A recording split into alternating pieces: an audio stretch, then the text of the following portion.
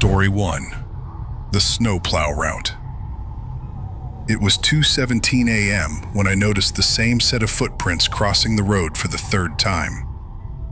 I'd been running the overnight snowplow route for Keller County for 6 winters.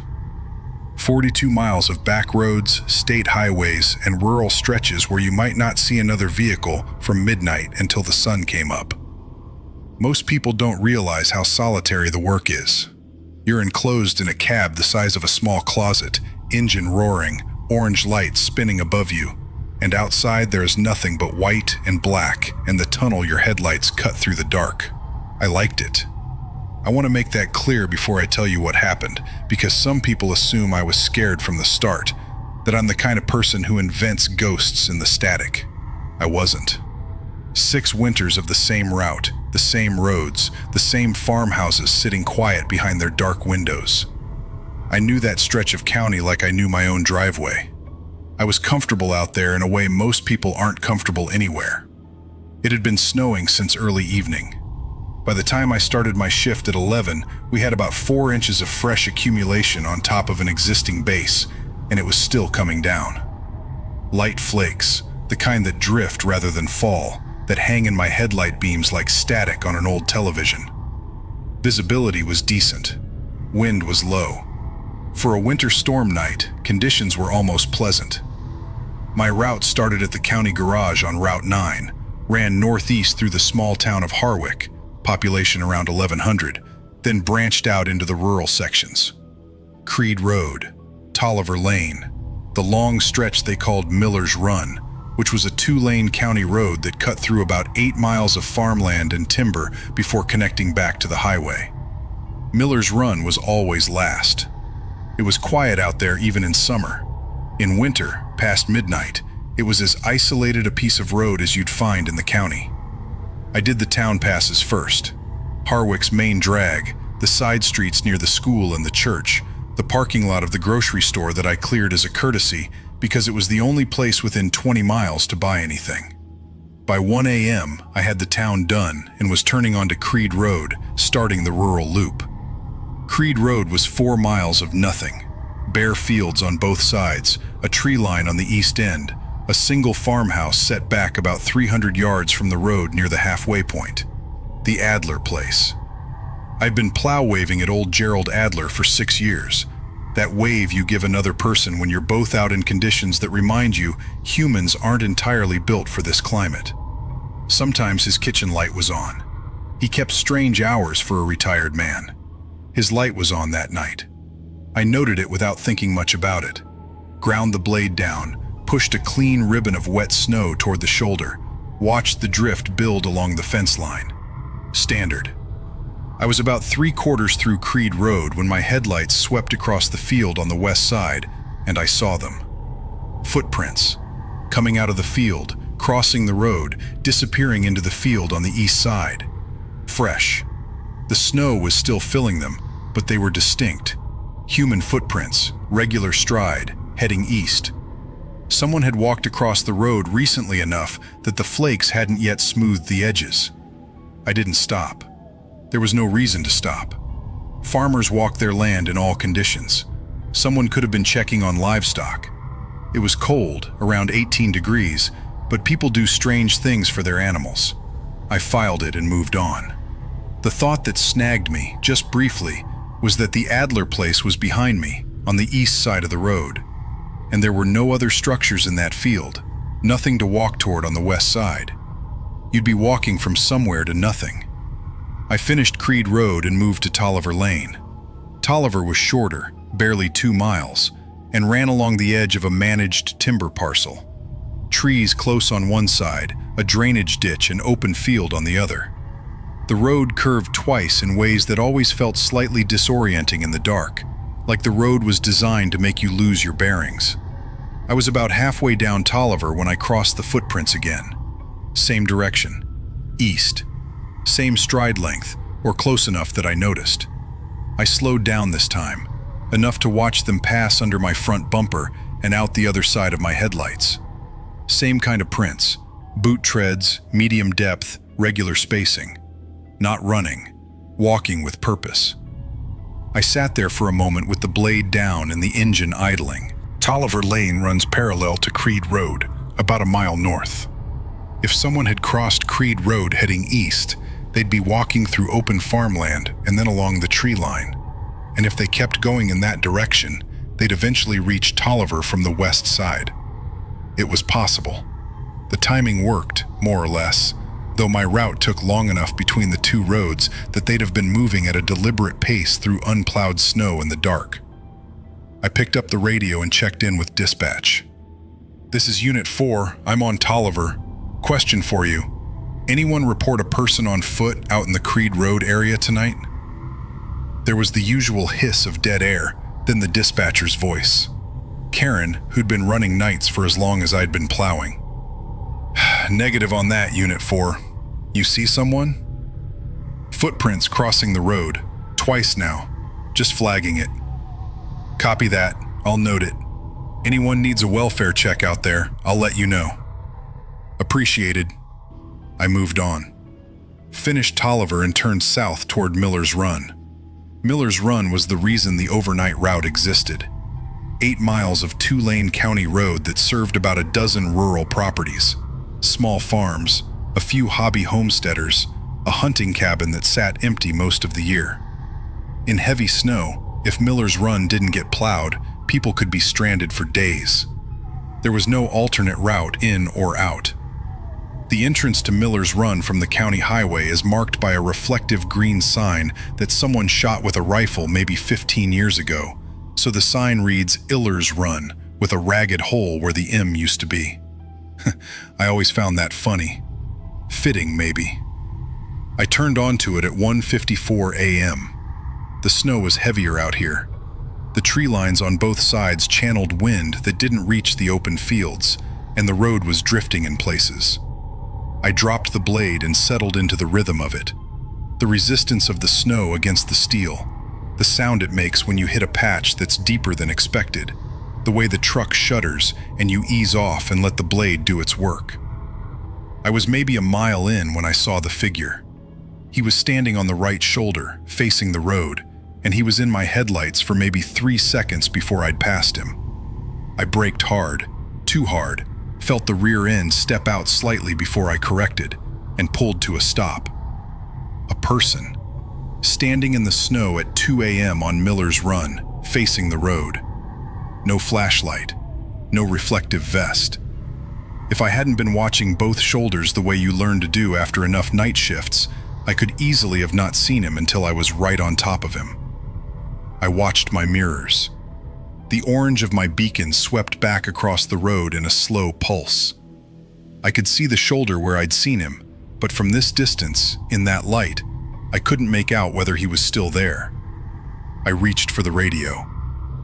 "Dispatch, Unit 4. I've got a pedestrian on Miller's Run, about a mile in from the highway. Appears to be a male, standing on the shoulder. I'm stopped on the road." "Copy, Unit 4. Any movement?" "Not that I can tell from here. I'm going to try to make contact." I turned on my work lights, the full bank that illuminates the area around the truck, and watched the mirror. He was still there. About 30 yards back, standing at the edge of the shoulder where the snow got deep.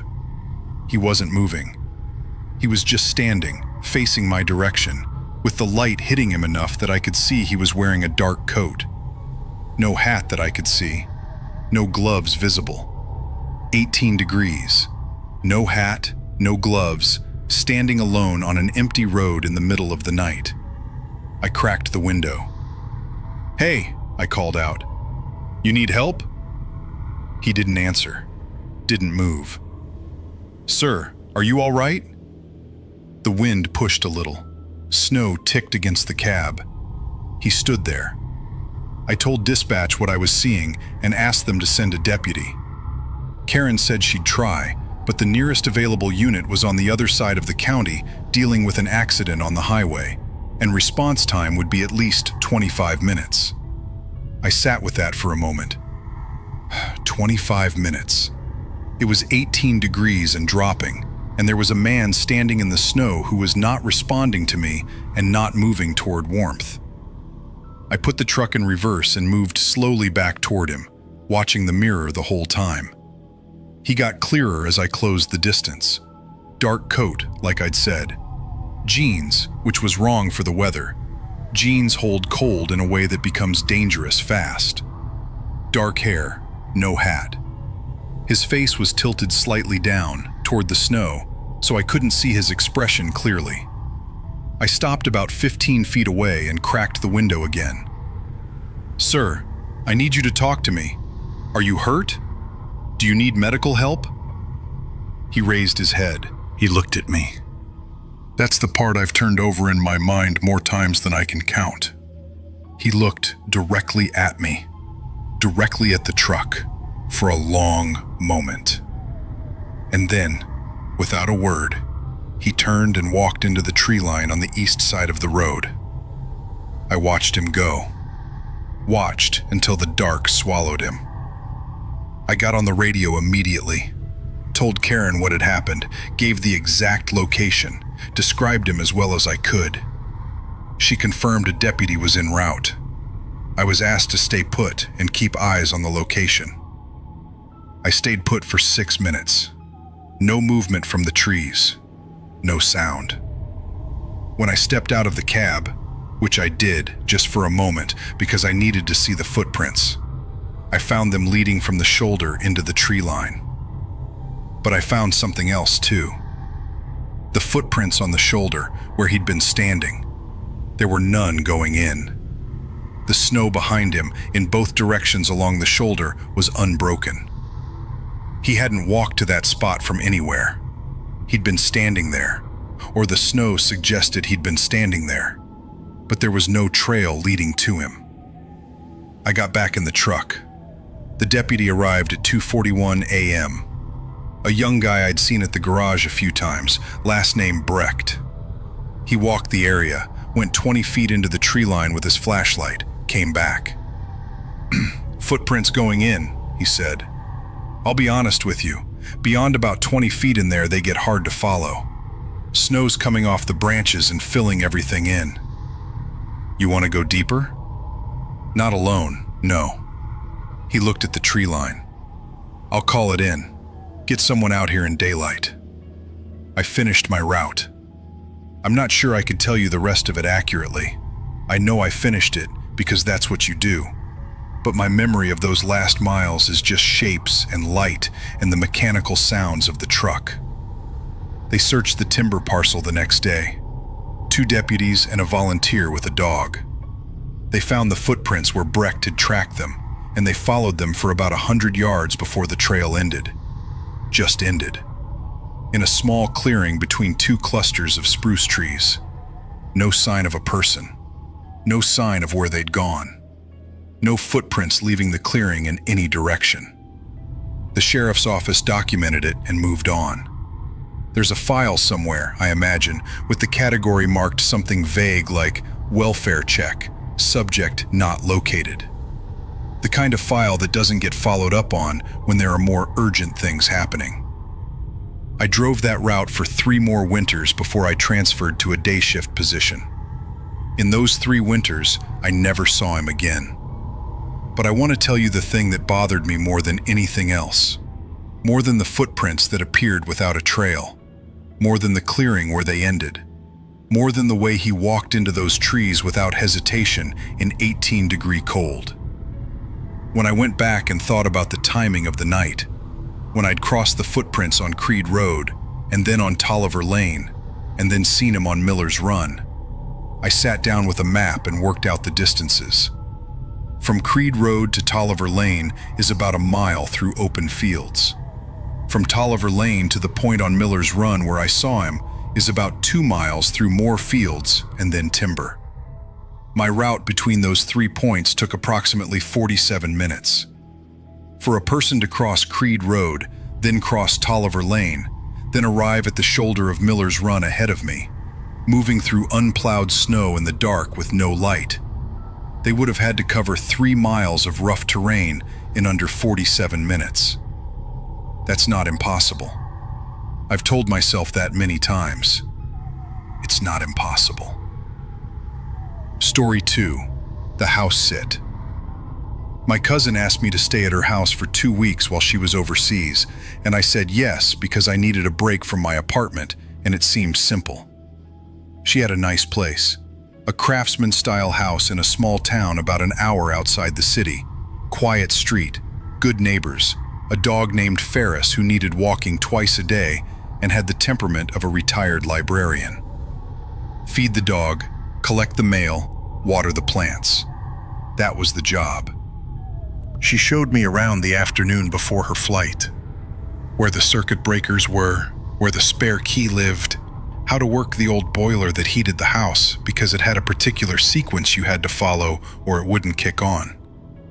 The house was from the 1940s, she told me, a fact I already knew since she'd bought it 2 years ago and talked about it constantly.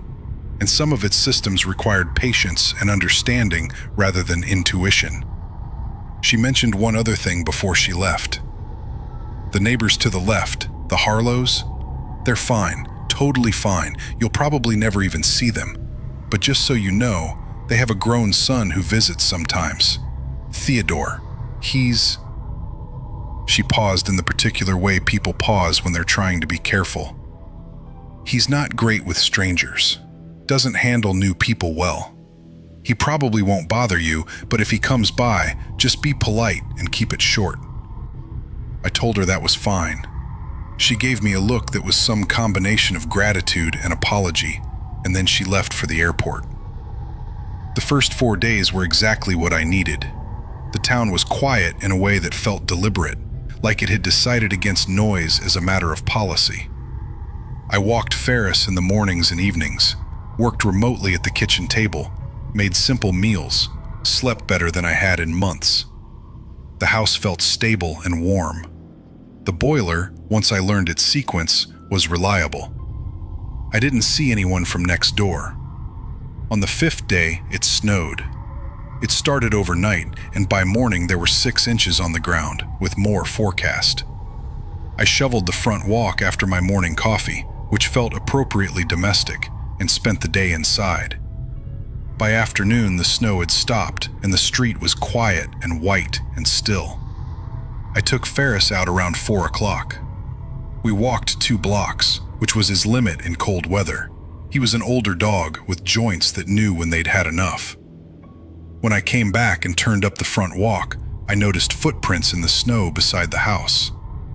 Along the exterior wall, on the left side, running from the backyard toward the front.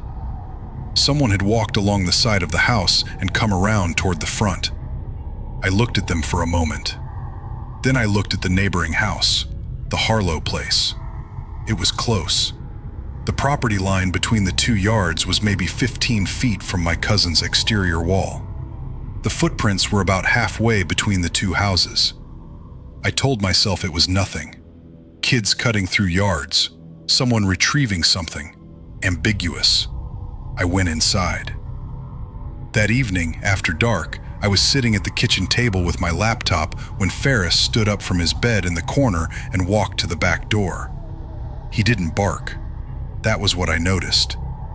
He went to the back door and stood there, stiff, with his nose at the gap at the bottom, and he did not make a single sound. I've spent enough time around dogs to know that silence is sometimes more significant than barking. Barking is alarm and announcement. Silence, from a dog who's gone rigid at a door, is something else.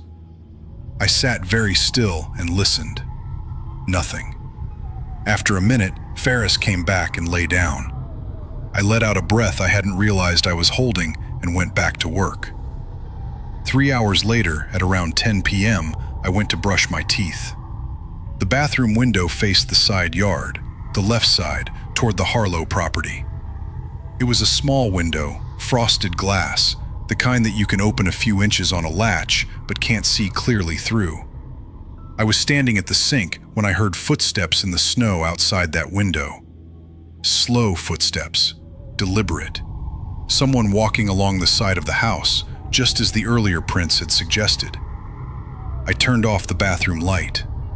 I stood in the dark and listened. The footsteps stopped, right outside the window. maybe 6 feet away on the other side of the frosted glass in the exterior wall. I stood there for what felt like a very long time. There was no sound. The pipes ticked with heat. Ferris was in the other room. Then the footsteps started again, moving back the way they'd come, toward the back of the house. I went and found my phone.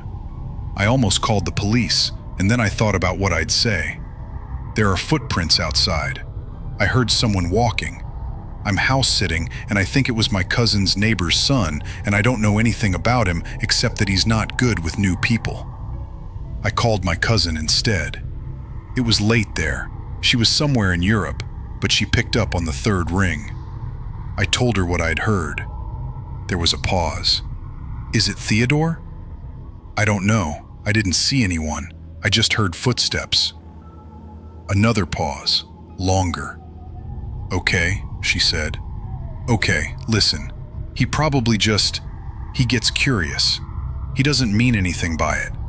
His parents manage it usually, but if they're not watching, he wanders. He wanders to the side of the house. He's done it before. It bothered me at first too, but he's never done anything. He looks. He's curious about people. About you. About whoever's in the house, I think. He's just watching. I slept with the bedroom door locked that night, which I recognized as largely symbolic given the locks in a 1940s house, but it helped somewhat. The next morning I checked the snow on the side yard. There were prints. Running along the exterior wall, with a clear spot where someone had stood still, right where the bathroom window was, for long enough that the feet had packed the snow down slightly differently than the surrounding surface. I measured the window distance against the packed area. It was almost exact. He had been standing there, in the dark, outside a frosted window in an occupied house, in the cold. I thought about what my cousin had said. He's curious. He's never done anything. He just watches. I want to say that reassured me, but the thing is, and this is what I kept coming back to for the rest of the 2 weeks, watching is doing something. Standing in the dark outside a window while someone is alone inside, listening to their movements through glass, is doing something. He came back on the 8th day and on the 12th. I know because of the snow. It snowed 3 times in those 2 weeks, and after each snowfall, I checked the side yard the next morning. The 8th day, prints again. Same path, standing spot at the bathroom window. The 12th day, prints again, but this time they went further. Along the side of the house, all the way to the back, around the back porch railing, right up to the back door where Ferris had gone rigid and silent that first night. The back door had a lock. I'd checked it every night after that first time with Ferris, but I had left the side porch window unlatched. Just one window on the back porch that I'd opened on a warmer afternoon to clear some cooking smoke out and had not latched when I closed it. The window was still closed when I found the prints on the 12th day. It had not been opened. But the footprints in the snow on the porch went up to that window, and they stopped there. And then they went back the way they came. I don't know how long he stood at that window. I don't know if he tried the latch. I don't know if something stopped him, or if he was simply looking, as my cousin said, simply curious about what was inside. I latched every window in the house after that. I didn't tell my cousin about the porch prints. She'd normalized it in a way that I couldn't access, and I didn't think telling her would change anything. When she came home and I handed back her keys, she asked if everything had been okay. I told her the boiler was good once you knew the sequence. She said she was glad. I drove back to my apartment in the city, and for a long time I slept with the windows locked regardless of the season, which is a habit I'm still working on breaking. The thing that I have not been able to reason away is not the watching itself, or even the porch window. It's something I thought of about a week after I got home, sitting in my own kitchen, when the memory surfaced without any obvious trigger. That first night, the bathroom. When I heard the footsteps stop outside the window and I turned off the light. He stopped at the same moment. The footsteps ceased right as the light went out, which means he wasn't just walking the path by habit or compulsion. He was watching the light. He knew I was there. Story 3. The Ice Road.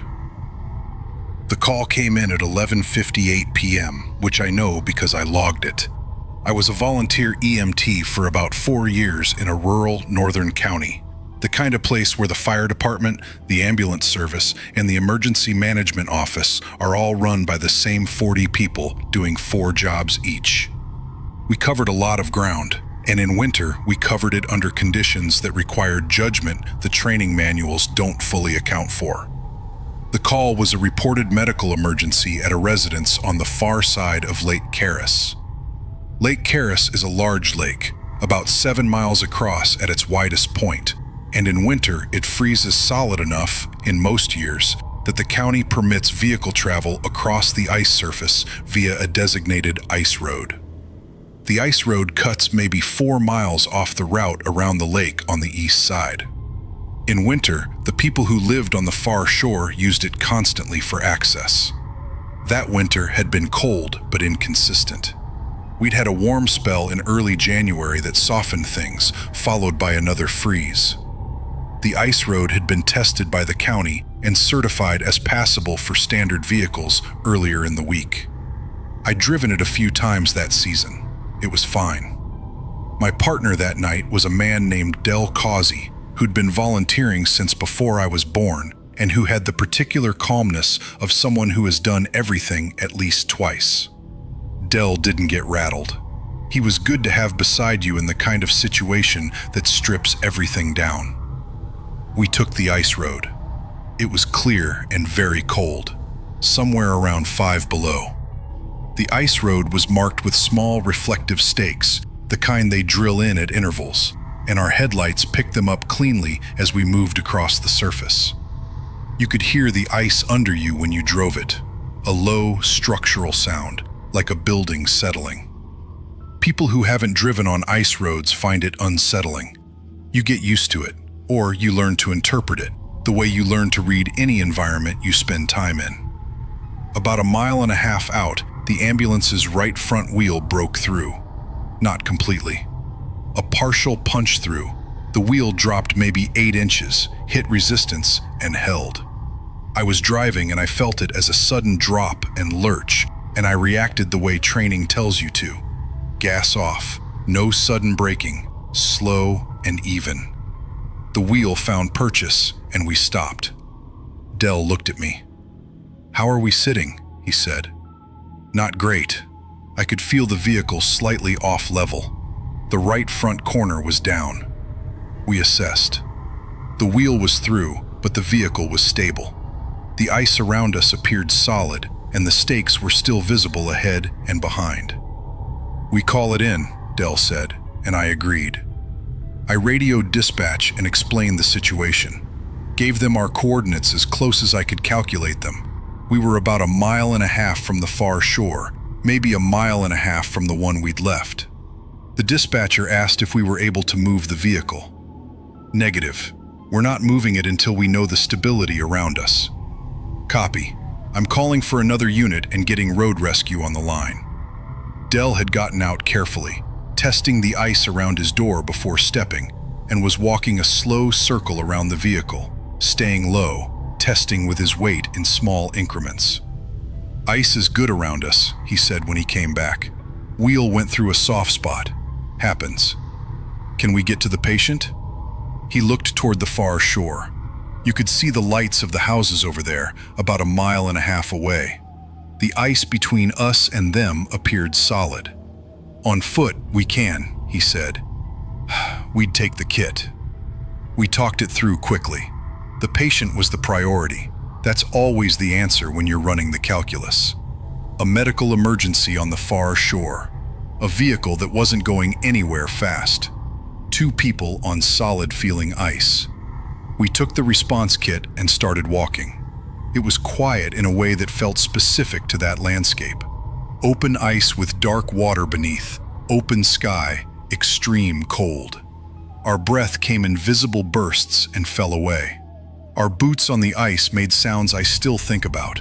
That hollow compression, regular and rhythmic, and below it, always, the slow language of the frozen lake.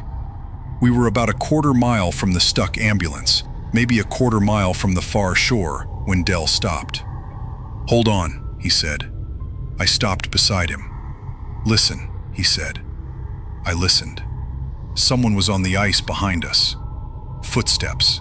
The same sound ours made, that compressed, hollow rhythm on frozen water, coming from the direction of the ambulance. We both turned. There was nothing behind us. The ice road, lit faintly by the stars and the ambient reflection of snow, stretched back toward the dark shape of the ambulance. The reflective stakes. The dark line of trees on the far shore behind that. No figure. "Animal?" I said. "Maybe," Del said. We kept moving. The footsteps came again, a few minutes later, still behind us. I turned quickly enough that time that if there had been something close, I would have seen it. There wasn't. "Sound carries strange out here," Del said, and he was right, it does. Ice and open air with nothing to absorb sound create their own acoustic conditions. You can hear things from far away with unsettling clarity. You can hear things that seem to be one place when they're actually somewhere else entirely. I accepted this explanation and kept walking. We reached the far shore and found the residence. A small house set back from the lake, lights on, an older woman at the door who'd called for her husband. He'd had a cardiac episode. We worked him, stabilized him, kept him until the second unit made it around the lake by road. It took 40 minutes. He survived. I want to say that clearly because I think about that night often and I want the outcome to be known. The second unit took the patient. Del and I walked back out onto the ice, back toward the stuck ambulance. Road rescue was en route and we needed to be with the vehicle. The night had gotten colder. The stars were very bright. The ambulance was a dark shape in the middle distance, tilted slightly, orange beacon still going. Del was slightly ahead of me, maybe 5 paces. I heard the footsteps again, and this time I stopped and turned completely and stood very still. And I kept my headlamp off, and I waited. There was nothing on the ice behind me. The shore we'd just left, 40 yards back. The dark water at the edges of the road. The stakes. But the sound came again, and it did not come from behind me. It came from below. It wasn't footsteps. I'd heard what I wanted to hear, or what my brain offered as the most familiar explanation for a sound that didn't have an easy category. It was the ice. The sounds it makes when the temperature and the darkness and some interaction of pressure and expansion cause it to shift. Long, low, rhythmic compressions. Spaced like footsteps. Like something walking under the surface. I know what it was. I know the physics of it. Del explained it to me again when I told him what I'd heard, and he'd grown up near lakes and knew the sounds the way I knew the sounds of the ambulance engine. Ice moves. It speaks in certain temperatures. It is not a supernatural phenomenon. But here's the thing that I have held for a long time, that I took from that lake and that still surfaces sometimes in the quiet part of the night. When I turned off my headlamp and stood still and listened, in those few seconds before I understood what I was hearing, I looked down. The ice was clear enough in that starlight to see into. Not deep. Maybe a foot, maybe 18 inches. And something was visible in the depth of it. Not below the ice. In the ice. A shape. Dark. Elongated. The way a shadow falls when the light source moves, or the way the bottom of the lake can seem to rise up in certain light. I watched it for 1 second, maybe 2, before I understood I was looking at the sediment of the lake floor, refracted and distorted through 18 inches of ice, appearing to rise toward me. That's what it was. The mind, in cold and dark and stress, reaches for the shapes it knows. It builds faces from static. It finds figures in shadows. I've told myself that many times. The rescue team arrived at 2:45 a.m. They got the ambulance free in about 20 minutes. We drove back across the ice without incident and signed out at the station at 4 a.m. I drove that ice road several more times that winter. I never stopped looking down. Subscribe for more chilling tales.